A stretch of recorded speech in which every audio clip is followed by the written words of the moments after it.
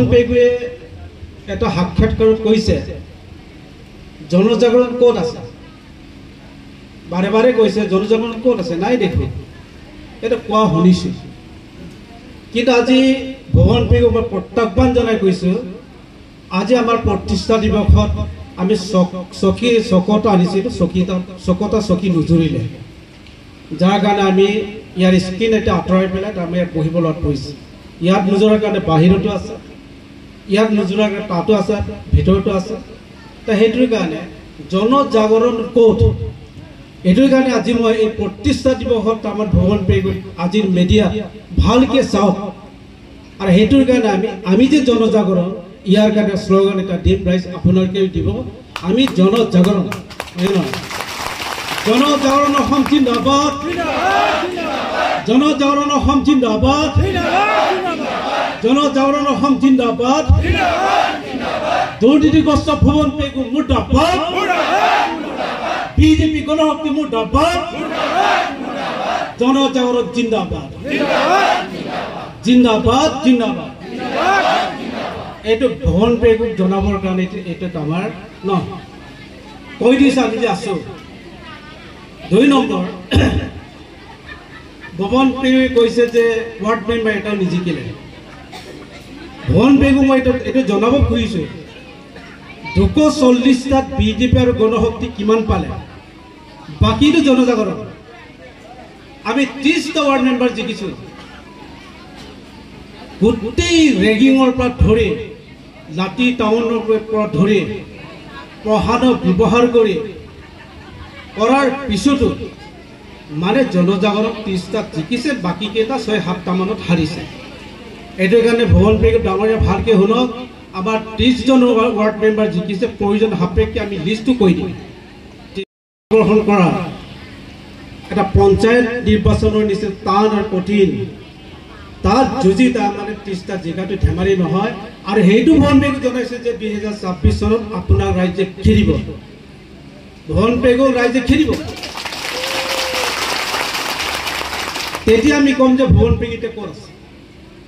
এইটোৰ কাৰণে সংকল্প লৈছে, ৰাইজে সংকল্প লৈছে যে পৰিৱৰ্তন এটা প্ৰয়োজনীয়তা আছে, আৰু উন্নয়নৰ এটা প্ৰয়োজনীয়তা আছে, আৰু বিকল্প নেতৃত্বৰ এটা প্ৰয়োজনীয়তা আহি পৰিছে।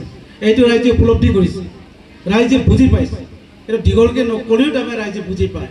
সেইটোৰ কাৰণে ভুৱন পেগু ডাঙৰীয়া, আপোনাৰ 26 চনৰ নিৰ্বাচনৰ পাছত আপুনি ক'ত থাকিব, কি কৰি থাকিব, এইটো জনাওক, ৰাইজক জনালে ভাল।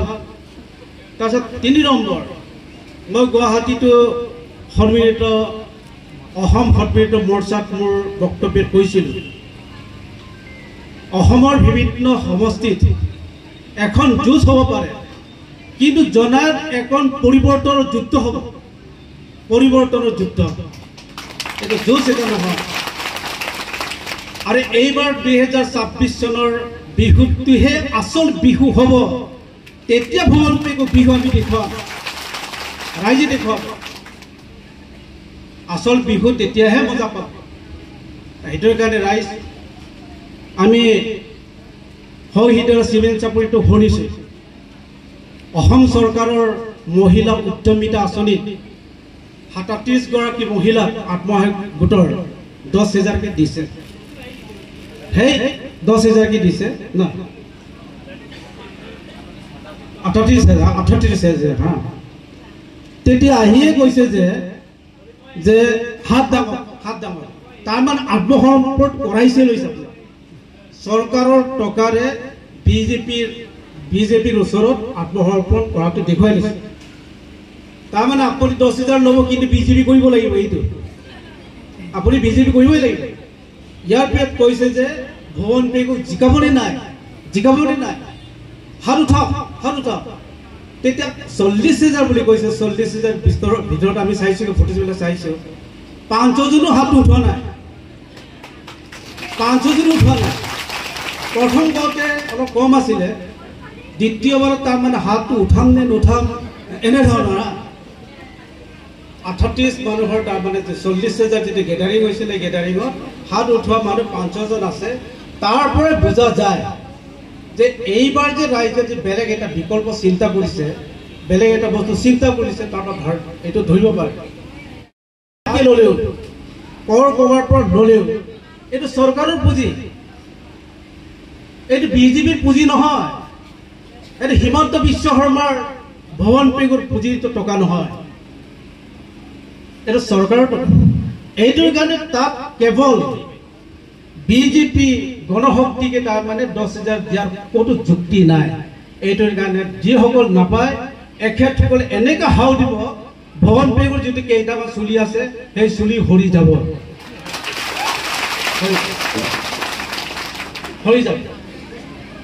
তাৰপিছত ৰাইজ আমি দীঘলীয়া নকৰোঁ আজি প্ৰতিষ্ঠা দিৱস আপোনাৰ প্ৰত্যেকৰে দায়িত্ব আছে এই প্ৰতিষ্ঠা দিৱসটোত আমি সংকল্প লৈছোঁ এই সংকল্প হ'ল আমাৰ গাঁও আমি নিজেই বচাব লাগিব আমাৰ গাঁও আমি নিজে উন্নয়ন কৰিব লাগিব উন্নতি কৰিব লাগিব এইটোৰ কাৰণে নিজৰ গাঁওটো সজাই পৰাই গঢ়াটো তাৰমানে আমাৰ কৰ্তব্য এইটোৰ কাৰণে ইয়াত লিখা আছে আমাৰ গাঁও প্ৰত্যেকটো গাঁৱত তাৰমানে হাজিৰা কৰা মানুহ থাকিব নোৱাৰিব আমি বিকল্প এটা ৰাস্তা উলিয়াই নিজে জীয়াই থকাৰ ৰাস্তা বিকল্প তাৰমানে জীয়াই থকাৰ ৰাস্তা আত্মনিৰ্ভৰশীল হ'ব পৰাকৈ আমি ইয়াত এটা শ্লোগানটো দিছোঁ এইটোৰ কাৰণে ৰাইজ প্ৰত্যেকে নিজৰ গাঁওটোক আপোনাক নিজে বচাওক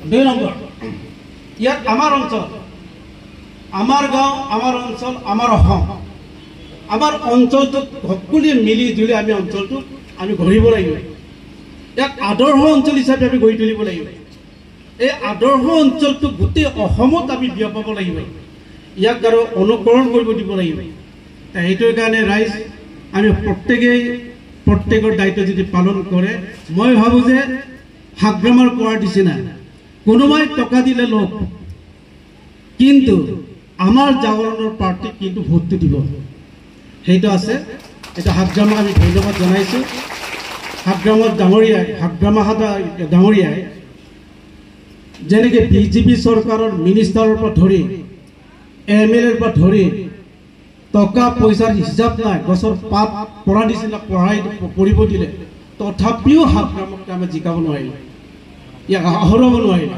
সেইটোৰ কাৰণে এখেতৰ যিটো ৰাইজৰ লগত যিটো আন্তৰিকতাপূৰ্ণ এটা বন্ধুত্ব এটা আছে ৰাইজৰ অন্তৰত জড়িত হৈ আছে সেইটোৰ কাৰণে হাগ্ৰামাই ৰাইজে আকৌ এখেতক চিফটো দিছে এই কমিটিলৈকে আমি ইয়াত ধন্যবাদ এটা জনাইছোঁ আৰু ভাৰত তাৰমানে কংগ্ৰেছ চৰকাৰে নেক্সট বাৰত আমাৰ কংগ্ৰেছ চৰকাৰে দিল্লী চলাব আৰু যিটো দিছপুৰ আছে দিছপুৰটো তাৰমানে কংগ্ৰেছ চৰকাৰে কিবা হ'ব সেইটোৰ কাৰণে কংগ্ৰেছ আৰু বিভিন্ন ৰাজনৈতিক দলৰ লগত আমি মহাজোঁট বন্ধন আমি কৰিম এইটোৰ কাৰণে আমি অকলশৰীয়া বুলি নাভাবিব আমাৰ লগত নৰেন্দ্ৰজ্যোতি গগৈৰ পাৰ্টি আছে অখিল গগৈৰ পাৰ্টি আছে গৌৰৱ গগৈৰ পাৰ্টি আছে তাৰপিছত আৰু মমতা বেনাৰ্জীৰ পাৰ্টিৰ লগত আমাৰ লগত আছে আপ দিল্লীৰ পাৰ্টিৰ লগত আমাৰ লগত আছে তাৰপিছত আমাৰ এই অঞ্চলৰ আৰু 16টা ৰাজনৈতিক দল যেনেবা আমাৰ সোণোৱাল গণমঞ্চ এনে ধৰণৰ তাৰমানে 16টা গণমঞ্চ আমাৰ লগত আছে আৰু সেইটোৰ কাৰণে মই ভাবোঁ যে একমাত্ৰ নিৰ্বাচনৰ পিছত আমাক ৰিজাল্টটো লাগে আমিয়ে কওঁ আজিয়ে কওঁ যদি ইলেকশ্যনটো এপ্ৰিলত হয় বহাগ মাহত হয় তেলে মে মাহত কাউন্টিং হ'ব তেনেহ'লে আমি 5 পৰা 10 তাৰিখৰ ভিতৰত জনজাগৰণৰ MLA বিজয়ী পাৰ্টিটো কৰিম আৰু তাত জুবিন গাৰ্গৰ অনুৰাগী আমি শিল্পী এজনক আনি আমি বিজয় উৎসৱটো পালন কৰিম বুলি কৈ ধন্যবাদ জনাই